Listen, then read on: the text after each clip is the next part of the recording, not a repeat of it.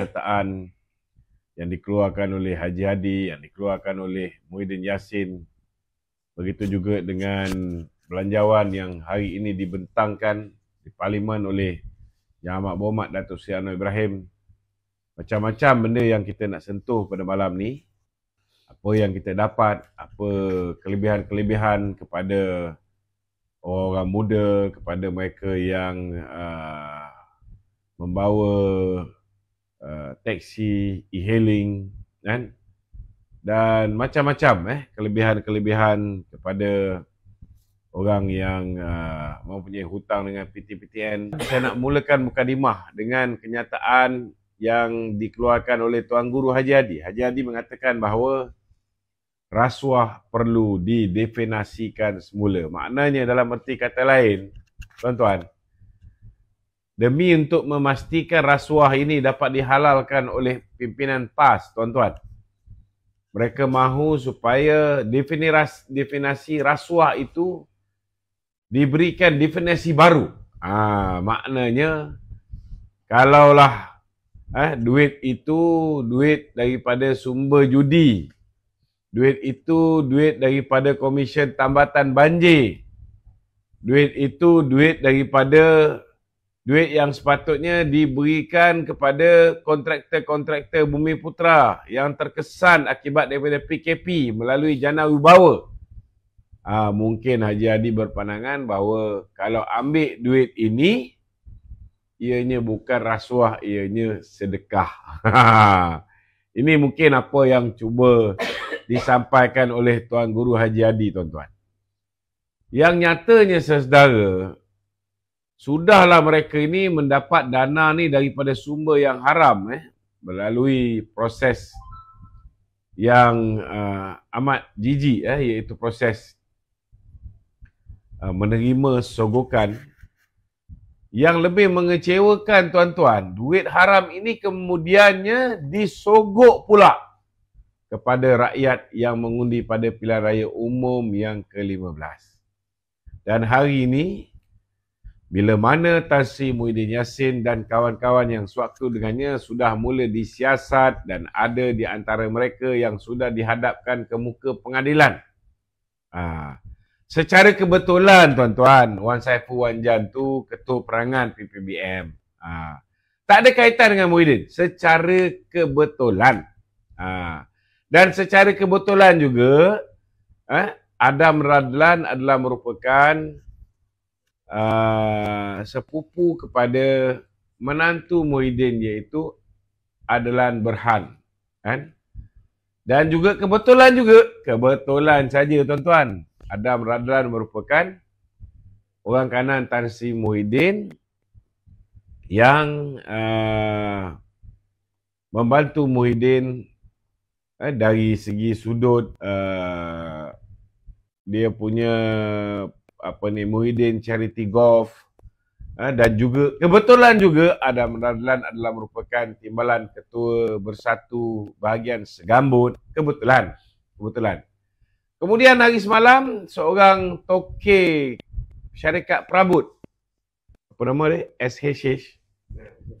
SHH. Kebetulan pula toke ni orang yang cukup rapat dengan Tan Sri Muhyiddin, kan? Dan kebetulan juga abang kepada Tan Sri Muhyiddin Yassin yang juga Aziz Yassin arwah dah, merupakan bekas pengurusi syarikat perabot tersebut, kan? Kebetulan juga, tuan-tuan,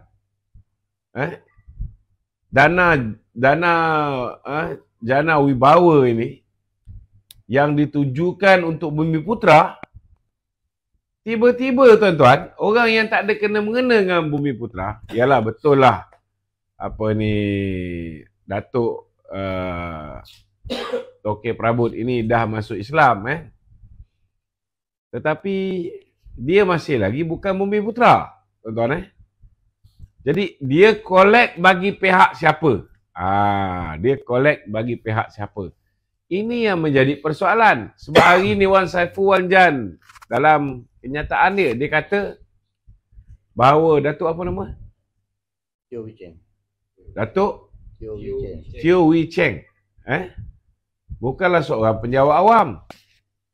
Bukanlah seorang anggota pentadbiran, menteri dan sebagainya. Memang betul lah. Dia bukan seorang penjawat awam, dia bukan anggota pentadbiran. Persoalan dia, itu sendiri sudah menjawab. Sudah menjawab. Bagaimana dia boleh collect hampir 24 juta ringgit. Hampir 24 juta ringgit dia collect untuk 2 projek Jana Wibawa yang telah diberikan kepada kontraktor-kontraktor tertentu. Dan dia dapat komisen daripada 2 syarikat ini. Persoalan dia collect komisen daripada siapa, dan persoalan dia, siapa yang dilindungi oleh Datuk ini, tuan-tuan. Datuk Mu'alab ni lah senang cerita. Jadi sesedara macam saya cakap, pandai-pandai tupai melompat akhirnya akan jatuh ke tanah juga. Cuma kita tak tahu bila Tan Sri Muhyiddin ini akan jatuh ke tanah, kan? Tetapi yang pasti, tuan-tuan, yang pasti, saya yakin lambat laun sudah pasti akan ada kesilapan yang dilakukan oleh Tan Sri Muhyiddin, dan ketika itu beliau akhirnya akan berhadapan dengan pendakwaan di mahkamah. Jadi itu mukadimah saya pada malam ni. Saya yakin ramai nak bertanyakan soalan. Tuan-tuan boleh ajukan soalan di talian 011 3595 4044. Silakan. Okay. Ya. Assalamualaikum Datuk. Waalaikumsalam. Okey Datuk. Mana kau punya tu? Pakaian? Sementara kita menunggu soalan-soalan daripada kita punya viewer Datuk. Okey. Masih lagi dalam mood pemilihan parti Datuk. Okey. Datuk bertanding dalam 2 jawatan, iaitu MKT dan Ketua Bahagian Datuk. Ya. So bila MKT dan Ketua Bahagian ni, Datuk ada limitasi untuk membawa mesyuarat kaum umbi apabila Datuk tak terlibat dalam mesyuarat-mesyuarat yang melibatkan jawatan kuasa pengurusan, mesyuarat top 5. So apakah strategi Datuk dalam usaha untuk terus membawa mesyuarat kaum umbi? Tambah-tambah lagi untuk bahagian Seri Gading ni Datuk. Ya, pertama sekali memanglah bila kita tidak ada dalam mesyuarat top 5, tidak ada dalam mesyuarat pengurusan, tidak ada dalam mesyuarat biro politik, kan, banyak perkara-perkara yang tidak diputus di dalam MT, hanya diputus di peringkat pengurusan, biro politik dan sebagainya. Jadi kita tidak boleh participate dalam mesyuarat-mesyuarat ni. Namun ada juga kalanya, kan, saya masih ingat lagi dulu saya bertekak sikit dengan Tan Sri Nur Omar berhubung dengan satu cadangan. Beliau dulu merupakan jawatan kuasa pindaan perlembagaan. Beliau pernah bertekak dengan saya berhubung dengan cadangan supaya mana-mana ahli yang didapati bersalah, baik dalam kes rasuah ataupun jenayah, setelah dia merayu sehingga ke peringkat yang paling tinggi dan dia masih didapati bersalah, keahlian dia tergugur dengan sendirinya. Kan? Saya bantah benda itulah. Kenapa saya bantah? Sebab pada ketika itu, kan,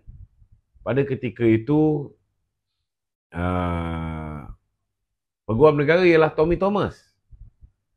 Pada ketika itu, Ketua Pesuruhjaya SPRM ialah Latifah Koya. Jadi memanglah mereka pada ketika itu Kerajaan Mahathir menggunakan Jabatan Peguam Negara, menggunakan SPRM, menggunakan Lembaga Rahsia Dalam Negeri, pihak polis untuk menekan pemimpin-pemimpin UMNO. Jadi kalau kita benarkan benda ni berlaku, kan, nescaya ianya samalah seperti melantik Tommy Thomas, Latifah Koya menjadi jawatan kuasa Biro Disiplin UMNO. Jadi saya tak bersetujulah, saya bantah. Mula-mula saya bantah dalam grup WhatsApp lah. Saya bertekak dengan Norma sampai ke pagi. Tak berkesan. Namun akhirnya saya terpaksa create awareness ni melalui media sosial. Kan? So, itulah, kalau misalnya kita duduk di dalam jawatan kuasa pengurusan parti, ianya lebih mudah. Kalau kita duduk dalam jawatan kuasa top 5 ke ataupun biro politik ke kan, ianya lebih mudah untuk kita menyuarakan pandangan akar umbi kan. Tetapi bila mana kita terpaksa bawa benda ni ke media sosial untuk dapatkan sokongan daripada akar umbi kan, untuk menentang sesuatu cadangan yang memudaratkan parti kita. Kita akan meletakkan parti kita ni dikuasai oleh musuh kita. Contohnya lah macam kes yang melibatkan Datuk Seri Zahid, Datuk Seri Najib. Masa tu kita kena tahu masa tu ada di antara kita ni yang bekerjasama dengan musuh kita. Mereka bekerjasama dengan musuh kita. Jadi bila mereka bekerjasama dengan musuh kita, ini antara agenda Mahathir. Agenda Mahathir untuk memastikan bahawa orang macam Datuk Zahid, orang macam Datuk Najib disingkirkan daripada parti. Sedangkan kita lihat Datuk Seri Anwar Ibrahim, walaupun dah didapati bersalah di peringkat Mahkamah Persekutuan dalam kes dia dengan Saiful Bukhari, dia masih lagi merupakan ahli PKR. PKR tak buang dia. Dan dia masih lagi ketua umum. Walaupun jawatan tu tidak ada dalam hierarki parti yang sebenarnya. Maknanya PKR mempertahankan pemimpin mereka. Ini yang tak ada dalam budaya UMNO. Mereka ni kalau boleh nak ambil kesempatan menyingkirkan pemimpin kita. This is very wrong. Dan bila kita letakkan masa depan parti kita ni ditentukan oleh musuh kita, ditentukan oleh peguam negara ketika itu, ditentukan oleh Latifah Koya ketika itu, ahli jawatan kuasa Majlis Kerja Tertinggi, pimpinan tertinggi PKR, dilantik jadi ketua Pesuruhjaya SPRM. Maka apa akan berlaku? Orang yang kompromi dengan musuh, macam Isyamuddin dulu kompromi dengan Tun Mahathir. Macam adalah beberapa orang yang kompromi dengan Tun Mahathir. Akhirnya mereka tak didakwa. Mustafa Muhammad tidak didakwa. Isyamuddin tidak didakwa. Orang macam siapa nama? Mas Ermiati, mereka tidak didakwa. Tetapi kalau orang itu tidak bersetuju dengan Mahathir, orang itu menentang Mahathir, menentang Muhyiddin, orang ini akan dianiaya oleh manusia macam Latifah Koya, manusia macam Tommy Thomas. Dan akhirnya kalau mereka didapati bersalah di mahkamah, dan kita pun tahu Ketua Hakim Negara pun lantikan Mahathir sehingga ke hari ini. Jadi macam mana kita nak dapatkan keadilan untuk pemimpin kita? Itu sebab saya bantah, dan alhamdulillah bila kita bawa benda ni kepada akar umbi melalui media sosial, maka akhirnya cadangan itu digugurkan daripada senarai perkara yang nak dipinda dalam perlembagaan UMNO. Jadi walaupun kita tak duduk dalam biro politik, kita tak duduk dalam jawatan kuasa pengurusan, kita masih lagi boleh kembali kepada ahli-ahli akar umbi untuk dapatkan ahli-ahli akar umbi pressure kepimpinan parti supaya tidak mengambil keputusan-keputusan yang tidak baik untuk parti, keputusan yang merugikan parti, keputusan-keputusan yang menyebabkan orang yang berjuang bermati-matian menentang musuh parti, orang ini akan ditindas oleh musuh parti. Orang yang ada masalah, orang yang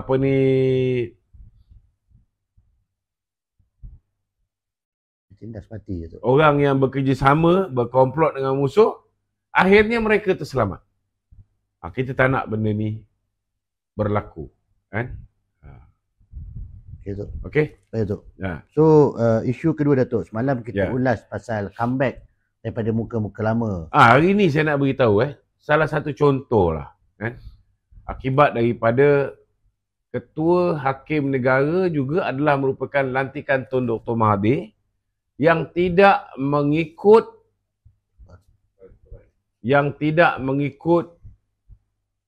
Perlantikannya tidak mengikut perlembagaan. Di mana perlembagaan kita, undang-undang negara kita mahukan seorang ketua hakim negara, ketua hakim besar Melaya, ketua hakim Sabah Sarawak, kan? Perlulah di dalam cadangan Suruhanjaya Pelantikan Kehakiman ataupun Judicial Appointment Commission, kan? JAC. Tapi bila ketua hakim negara dilantik atas cadangan Tommy Thomas, bukan mengikut prosedur, maka akhirnya kita tengok hari ini Hakim Nazlan, kan? Keputusan yang telah dibuat oleh ketua hakim negara yang mempengerusikan 7 jemaah hakim akhirnya sekali lagi menguntungkan Hakim Nazlan, menyelamatkan Hakim Nazlan dalam isu ini dengan mengatakan bahawa kononnya siasatan pihak SPRM itu tidak ada niat baik, kan? Dan kononnya bahawa SPRM hanya boleh siasat dengan izin daripada ketua hakim negara. Ini satu benda yang bagi saya merepek.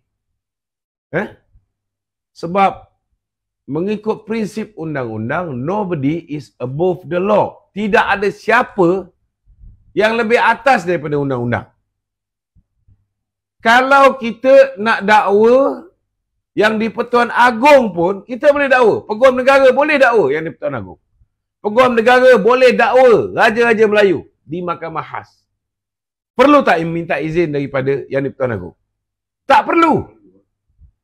So, adakah kedudukan ketua hakim negara lebih besar daripada yang di Pertuan Agong? Sehingga kan nak menyiasat Hakim Nazlan, seorang hakim yang didapati layak dan patut didakwa di bawah Seksyen 220 Kanun Keseksaan, perlu mengikut protokol, mesti mendapat keizinan ataupun mendapat kelulusan daripada ketua hakim negara.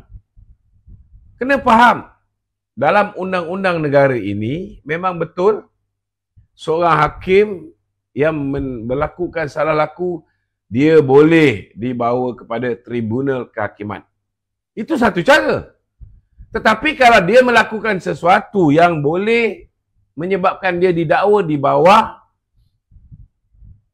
Akta Suruhanjaya Pencegahan Rasuah, maka pihak SPRM tak ada masalah, dia boleh siasat dan dia boleh teruskan dengan pendakwaan. Kalau Jabatan Peguam Negara ataupun Peguam Negara nak meneruskan pendakwaan. Tidak ada undang-undang sedemikian rupa.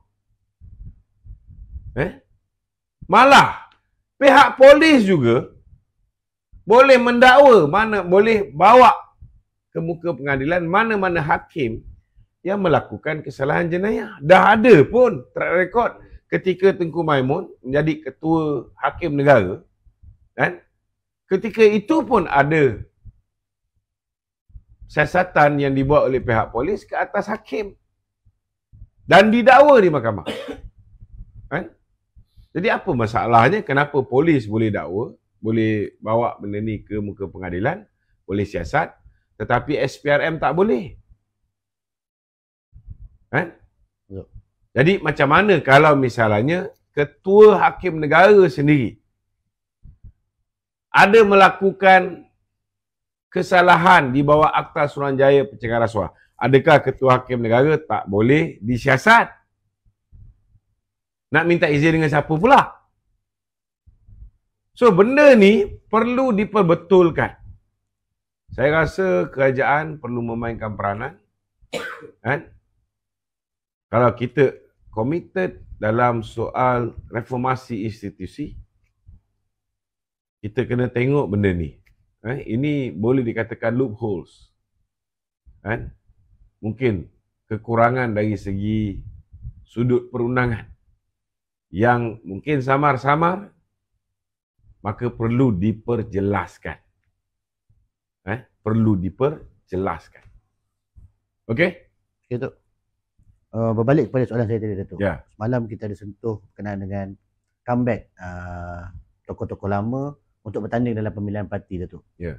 So apabila kejadian itu berlaku Datuk, apa yang kita pantau di laman sosial, apabila tokoh-tokoh lama ni bertanding, bukan sahaja isu-isu pasal keremajaan parti yang dibawa, tetapi kes-kes lama, contoh macam Tan Sri Syahrizad Jalil dikaitkan lagi dengan kes lama berkaitan dengan NMC Datuk. So apa pandangan Datuk?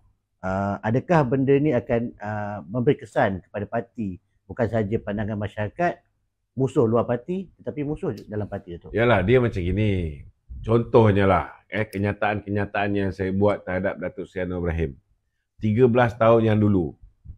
Mereka tidak ada modal nak serang saya. Jadi dikeluarkan kenyataan saya yang lama 13 tahun dulu, kan? Bila mana saya komen tentang kenyataan yang dikeluarkan oleh bekas Timbalan Governor Bank Negara Tan Sri Murad, kan? Saya respon kepada apa yang Tan Sri Murad cakap. So benda tu dikeluarkan. Sama juga bila saya pernah komen tentang isu liwat Datuk Seri Anwar Ibrahim, benda tu dikeluarkan balik. Biasalah, kan? Itulah politik. Betul tak? Saya nak beritahu bahawa apa yang saya cakap yang lepas, semua ada dalam rekod. Semua ada dalam YouTube, semua ada dalam Facebook. Kita tak boleh delete benda tu. Itu sebab dalam apa juga keadaan, kita kena cakap benda yang benar. Sama juga dengan Datuk Seri Anwar Ibrahim. Beliau pun pernah cakap macam-macam tentang Datuk Seri Najib, tentang Datuk Seri Zahid. Kita pun tak pernah minta Datuk Seri Anwar untuk tarik balik. Sebab kita kena faham, Datuk Seri Anwar berjuang untuk pastikan PKR boleh memerintah secara bersendirian. Kita dalam Barisan Nasional, dalam UMNO, kita berjuang untuk supaya UMNO boleh memerintah bersama kawan-kawan hanya dalam Barisan Nasional. Tetapi rakyat membuat keputusan dalam pilihan raya umum yang ke-15, dia tak bagi satu parti pun menang secara bersendirian. Maka tidak ada satu parti yang boleh membentuk kerajaan secara bersendirian dan menunaikan manifesto yang telah mereka ungkapkan. Jadi manifesto, baik manifesto BN tak laku, ditolak oleh rakyat. Manifesto PH tak laku, manifesto PN pun tak laku. GTA lagilah tak laku. Bukan tak laku dah, tak ada nilai GTA ni. Dan bila kita dah hari ni bersetuju dengan pandangan Kebawah-Duli Tuanku Yang di-Pertuan Agong untuk bersama, kita kena cari titik persamaan, bukan cari titik perbezaan. Tetapi tahulah bila kita bertanding dalam parti, dan kita setiap hari mengulangi, contohnya macam kat kawasan saya pun, Isyamuddin dah mula taja orang lain di dalam kawasan parlimen saya untuk bertanding MT. Dah ada slogan pakai kenyataan Dato' On. Tak apalah, biarlah dia nak pecahkan undi kita, kan? Tak ada masalah. Demokrasi. Cuma macam Kak Ijat ni, saya panel pemikir Jabatan Haiwal Khas. Salah satu peranan yang saya mainkan ialah menjawab isu NFC. Bagi saya NFC ni, saya memang simpati dengan keluarga Datuk Seri Tan Sri Syahrizad Jalil dengan Abang Kamal ataupun Dr. Kamal, suami kepada Kak Ijat. Kerana bagi saya, mereka ni menjadi mangsa. Saya sebelum nak jawab, kena faham, kalau contoh isu 1MDB, nak jawab isu 1MDB ni, saya jumpa dengan Syarul, saya jumpa dengan Arul Kanda je, kurang-kurang 8 kali jumpa. Lepas tu ada yang tak faham, saya akan call apa semua. Kita kena betul-betul faham, baru kita boleh menghasilkan jawapan. Dalam isu NFC ni, saya sempat mendengar talimat yang dibuat oleh Ezran. Ezran ni anak kepada Tan Sri Syahrizad. Saya sempat kaji tentang bagaimana mereka mendapat soft loan. Sebenarnya mereka dianiaya. Sebab apa saya kata mereka dianiaya? Sebab Datuk Dr. Kamal ni, dia dapat soft loan untuk buat National Feedlot. National Feedlot ni pusat penternakan lembu. Dia ambil baka lembu daripada Australia, dia ternak dekat Senawang tak silap saya, dekat NFC. Dan lembu ni syarat dia, pinjaman diberikan, soft loan diberikan sebanyak 250 juta. Dan untuk 3 tahun pertama tak payah bayar. 3 tahun pertama tak payah bayar. Tetapi dia ada syarat dia. Mereka boleh import anak lembu. Mungkin bila dia import tu, berat lembu tu dalam 250 kilo. Dan dia bagi makan lebih kurang 100 hari. Sehingga berat berlembu tu lebih kurang dalam 550 kilo. Dan selepas 100 hari tu, lembu itu dalam perjanjian kerajaan, Kementerian Pertanian, masa tu Muhyiddin Yassin lah, bagi pinjaman kepada Dr. Kamal ni, lembu ni mesti di-slaughter di dalam slaughterhouse ataupun abattoir yang disediakan oleh pihak Kementerian Pertanian. Okey? Tak boleh slaughter tempat lain. Okay. Apa yang berlaku? Dia dah bawa masuk, dia dah buat feedlot tu, dia dah bawa masuk lembu semua sekali. Batch yang awal tu pun tak boleh disembelih selepas 100 hari. Faham tak? Maknanya abattoir tak ada. Sebab mesti di slaughter di abattoir yang disediakan oleh Kementerian Pertanian supaya ianya compliance dengan kehendak halal hub. Sebab benda ni kita nak bukan hanya untuk tempatan, ada juga nak import ke negara Timur Tengah. Nak eksport ke negara Timur Tengah. Jadi apa yang berlaku? Kementerian Pertanian sehingga hari ini tidak buat slaughterhouse ataupun pusat penyembelihan ni. Abattoir ni tak ada. Jadi sebenarnya kalau dah lepas 100 hari, lembu ni tidak disembelih, maka kita lah jadi lembu. Sebabnya lembu ni lepas 100 hari, dia dah tumbuh besaran dia dah maksimum, kita patut sembelih dia dan tuai hasil daripada sembelihan tu. Tapi lepas 100 hari, kalau kita masih lagi bela lembu tu, tak sembelih, sebab pusat sembelihan tak disediakan oleh Kementerian Pertanian mengikut perjanjian, maka kita jadi lembu sebab kita belanja lebih untuk bagi makan lembu tu. Hasilnya sama, selepas dijual, hasilnya sama, tapi kos makanan akan meningkat. Jadi bila benda ni berlaku, mula-mula NFC, mereka buat slaughterhouse dia sendiri, inisiatif dia sendiri, daripada pinjaman yang dia sepatutnya gunakan untuk beli lembu, bagi makan lembu dan sebagainya, kemudian slaughterhouse dislaughter oleh pusat abattoir yang disediakan oleh Kementerian Pertanian. Kementerian Pertanian tak buat. Last kali digunakan sebahagian daripada duit itu untuk buat abattoir. Tapi abattoir kecil. Walaupun abattoir tu abattoir kecil yang boleh slaughter dalam 50 satu hari, tak cukup. Tak cukup untuk tampung. Bila tak cukup untuk tampung, takkanlah Dr. Kamal ni nak bawa masuk lagi lembu. Bodoh lah kalau dia buat begitu. Betul tak? Dan dalam agreement, di antara kerajaan dengan Dr. Kamal, dia dapat soft loan daripada bank lah, tak silap saya. Dibolehkan duit itu diinvest untuk beli property. Dan saya tahu bila dia beli property, beli kondo tu, dia orang cuba bayangkan bahawa ada lembu dalam kondo. Tidak sebenarnya. Bila dia beli property kondo tu, dia beli itu below market value. Dia beli itu below market value. So dia beli je dia dah untung dah. Sebab dia ada time frame. Kementerian Pertanian, Muhyiddin ni, tak sediakan abattoir. Bila tak sediakan air bertuah, macam mana dia nak sembelih lembu dia? Bila tak boleh, lembu sedia ada pun tak boleh sembelih.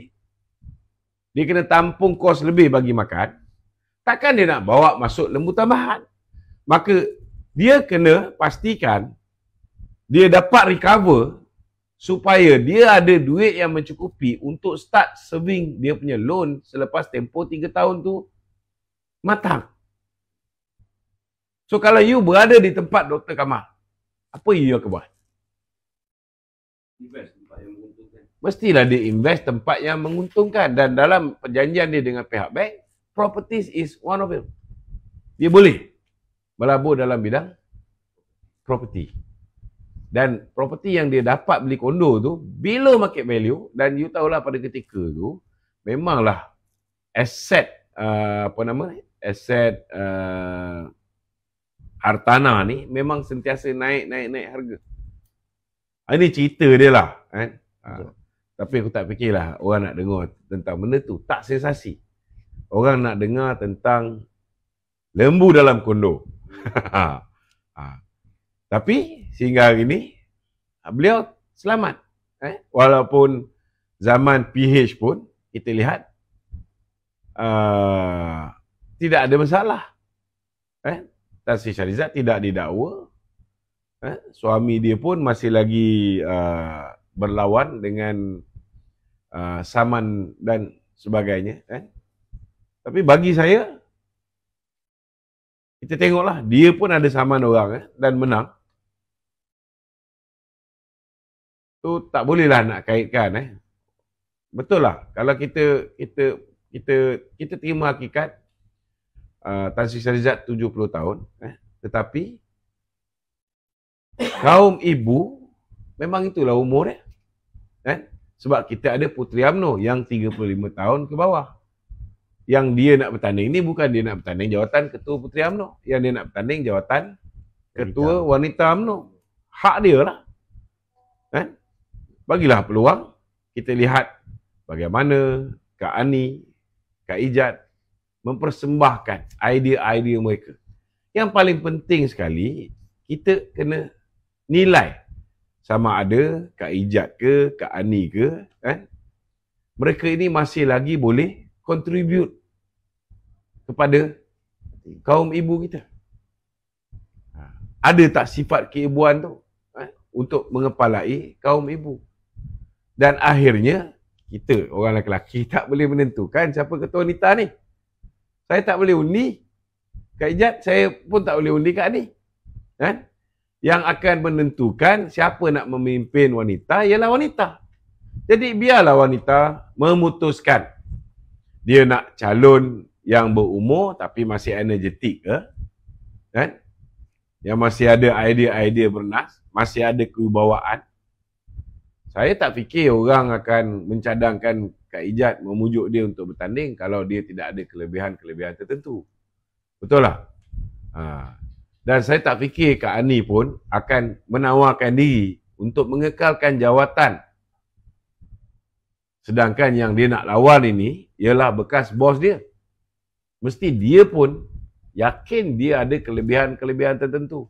Dia pernah menjadi pemimpin ahli parliamentarian untuk ASEAN ke apa, tak silap. So, banyak juga dia punya pengalaman dalam NGO dan sebagainya yang memberikan dia keyakinan bahawa dia mampu untuk terus menggalas.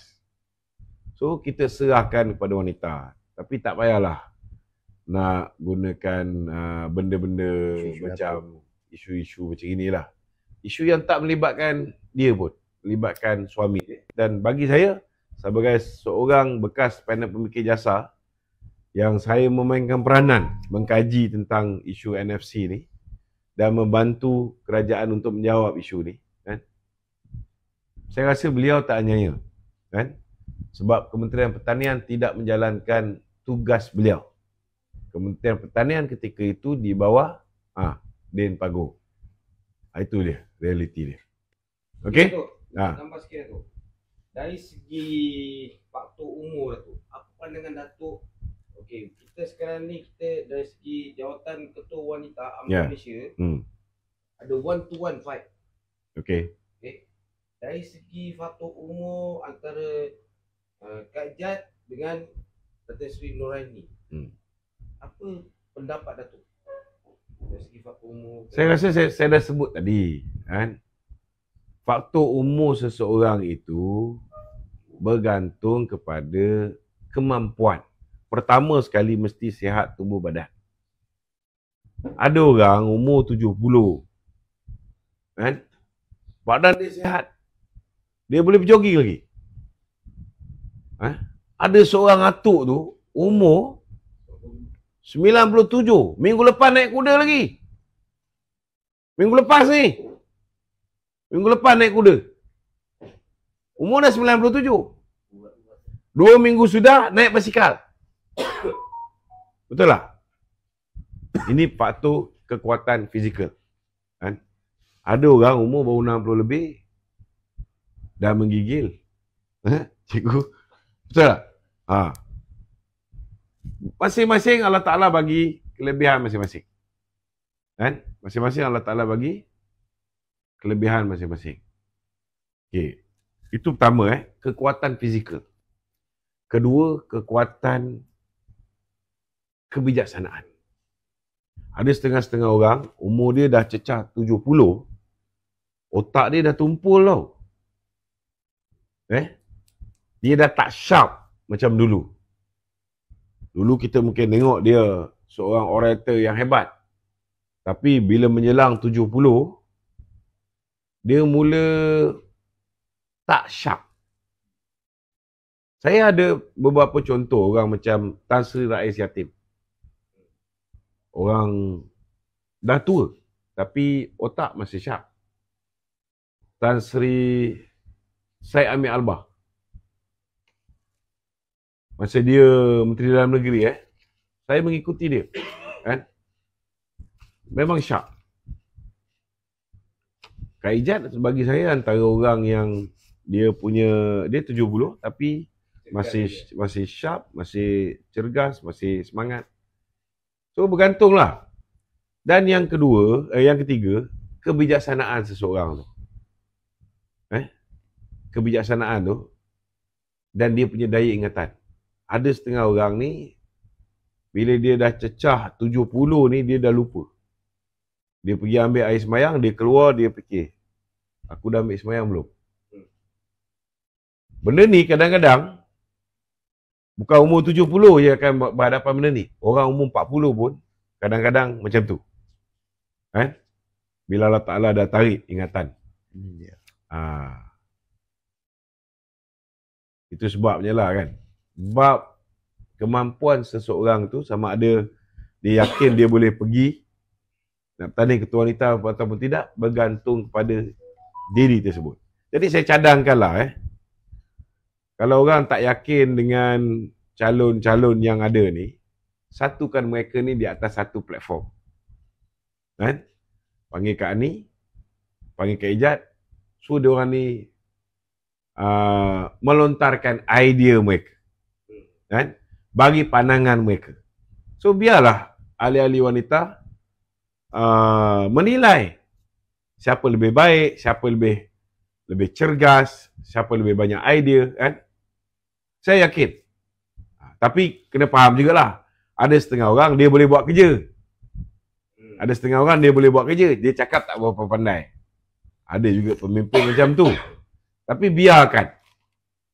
Biar perwakilan wanita membuat keputusan yang mana lebih baik, corak kepimpinan yang macam mana yang mereka lebih suka.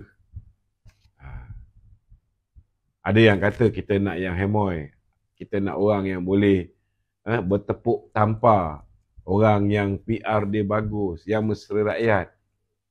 Ada yang kata tak mesra rakyat tak apa, janji dia buat kerja jalan. So masing-masing ada taste masing-masing. Last kali kita serahkan kepada perwakilan wanita yang mana dia orang nak. Okey? Satu lagi soalan.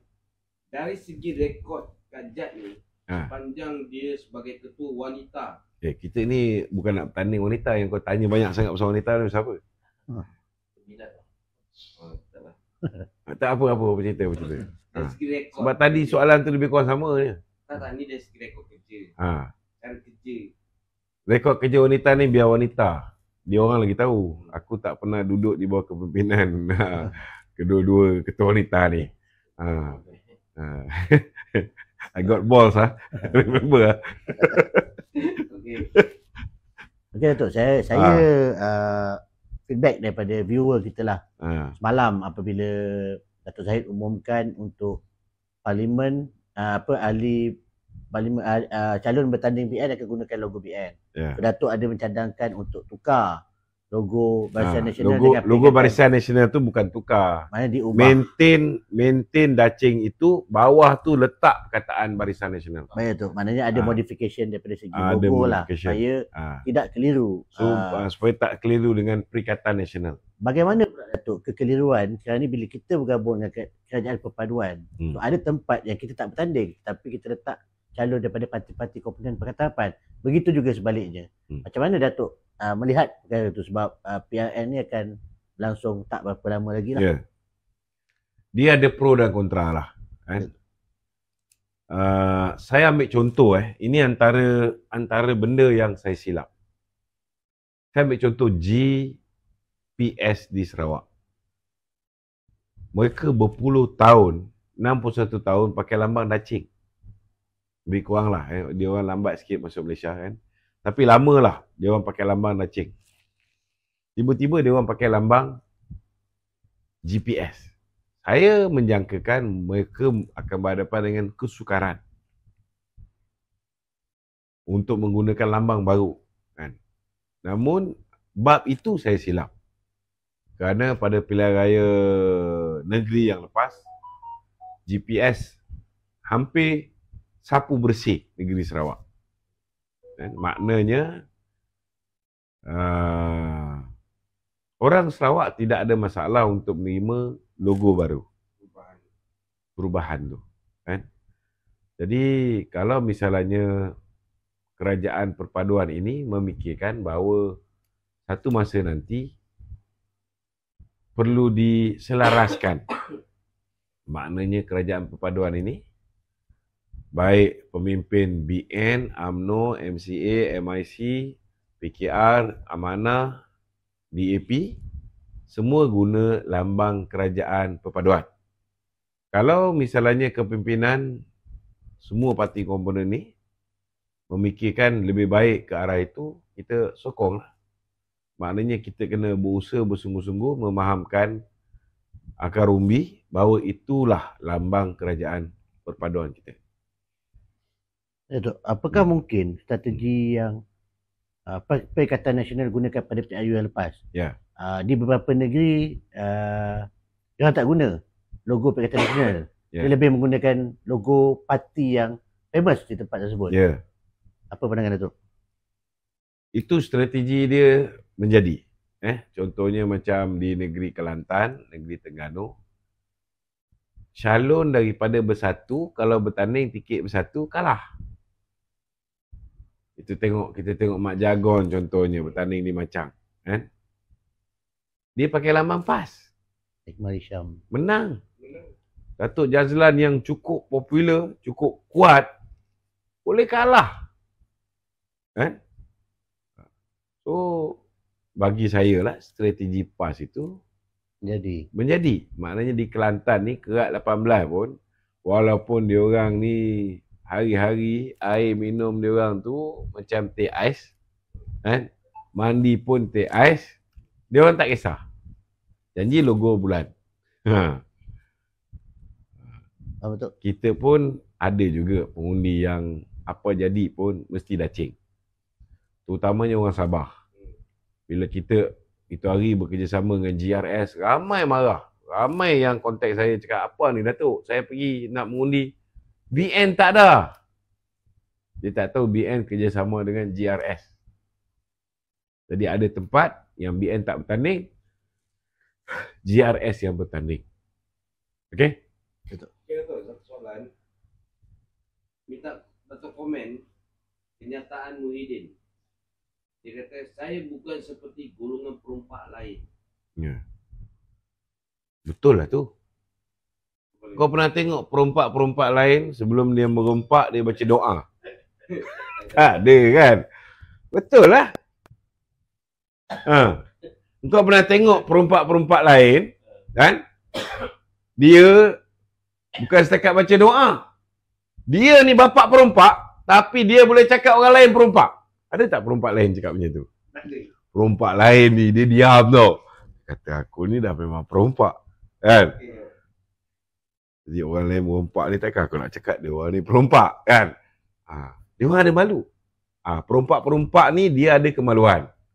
Berbanding dengan setengah-setengah perompak, dia tak ada kemaluan. Dia lebih teruk merompak, tapi dia tuduh orang lain perompak. Tapi insyaAllah sikit hari lagi, kan, sepandai-pandai tupai melompat, akhirnya jatuh ke tanah juga, insyaAllah. Tapi baguslah, kan? Kurang-kurang dia mengaku dia perompak. Sebab dia kata dia bukan macam perompak lain. Maknanya dia merompak lah.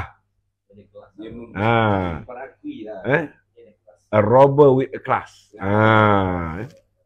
Tak kira lah kasta tinggi ke, kasta rendah ke, perompak tetap perompak.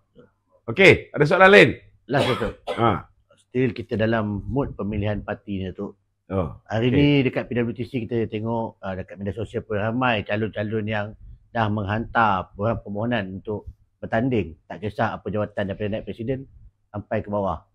So apa nasihat Datuk, bukan cakap di bahagian tapi untuk national punya interest. Nasihat saya satu saja, kita sudah pun melalui proses mengenal pasti kualiti kepimpinan.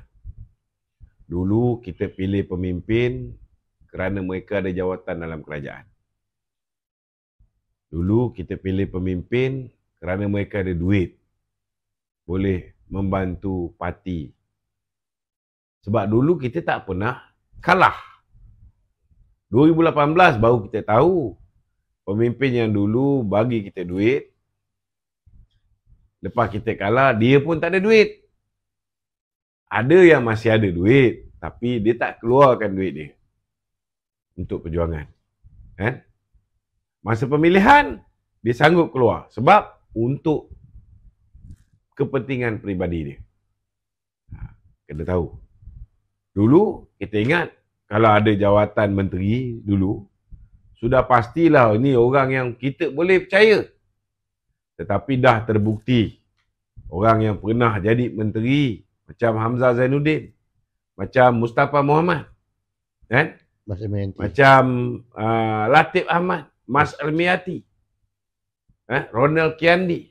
Last kali 16 orang ini lari meninggalkan parti kita. Bawa sekali kursi. Dan ada juga yang lepas kita kalah, dia pemangku timbalan Presiden UMNO, dia tak mempertahankan jawatan. Dah tak pertahankan jawatan, okey lagi. Tetapi apa dia buat? Dia membantu musuh kita untuk tarik orang kita join bersatu. Ahli parlimen kita lari pergi bersatu. Geng-geng UMNO Sabah, satu negeri terlungkup, masuk bersatu. Kita ingat dah selesai. Lepas pilihan raya 2022, kan? Masih lagi cuba tarik 10 orang menyertai, memberikan sokongan kepada Muhyiddin untuk menjadi Perdana Menteri. Kan? Tak mengikut keputusan parti. Jadi saya haraplah kali ni kalau nak pilih, kan? Kalau nak pilih kerana jawatan boleh. Boleh pilih kerana jawatan. Kalau nak pilih kerana duit dia orang ni boleh, kan? Boleh pilih kerana duit. Tetapi ingat satu sajalah. Ingat satu je. Pastikan orang yang kita pilih ni, kita yakin mereka akan kekal bersama dengan UMNO dan Barisan Nasional ketika susah dan juga ketika senang. Jangan time senang dia datang, time susah dia lari. Itu je. Dan kita juga dah ada bukti bila pemimpin kita ni kena ugut sikit dengan SPRM, kena ugut sikit dengan lembaga hasil dalam negeri, kena ugut sikit dengan polis. Ramai yang berubah, buat U-turn dan sebagainya.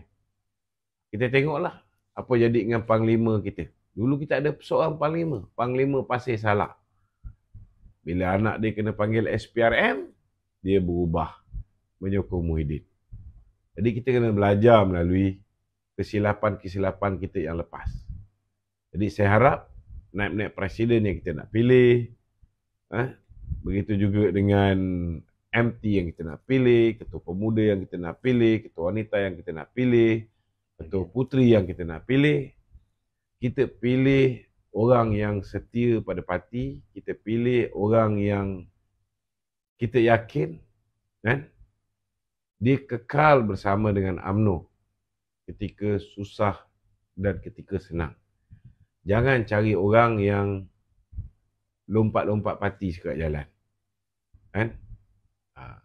Kalau dia diam diri, dia tak aktif, okey lagi, boleh maaf lagi. Tapi jangan sampai dia diam diri, tak aktif, dia bantu musuh. Itu pengkhianat nama dia.